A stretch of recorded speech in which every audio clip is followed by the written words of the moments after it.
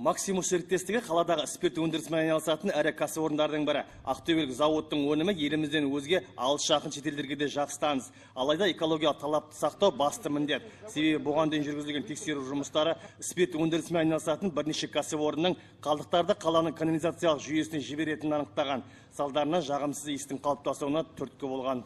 Мамыр айында біздің департамент экология ТО Максимусты тексеріс өткізген, соған осы орындауы нұсқама жазылған.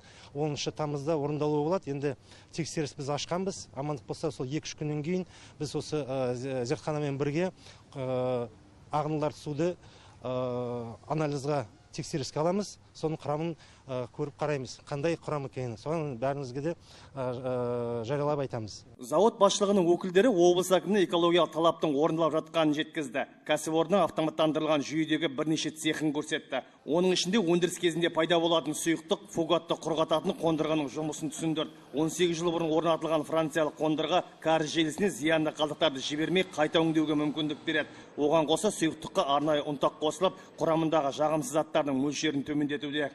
Бүкіл жағдай жасап жатыр. Жаңағы халықтың жалобысынан бүкіл Ақбұлақ экология біздерді қайта тексеріп тергеп жатыр. Сол мәселе үшін бәрін бұндай ПДК-ның нормасына жетуге бәрін істеп жатыр.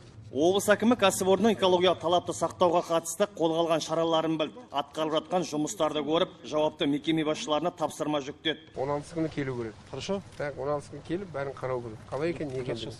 Мамандарын бәрін алып келу керек. Общественностьті қосыңдар, там кто там. Сөйтіп, сендер официальный информация бересіңдер. Бір айдың ішінде где-то 10 күн сайын тексеріп тұру керек. Қалай болатын? А потом уже видно будет. Егер снижение бол жоқ болса, онда уже айына бір рет кеп қарап тұруға болады. Халыққа түсіндіріп айтуымыз керек. Спирт заводтан қандай не бар? Зиян бар. Бар ма, жоқ па? Бар болса, бар деп айтуымыз керек.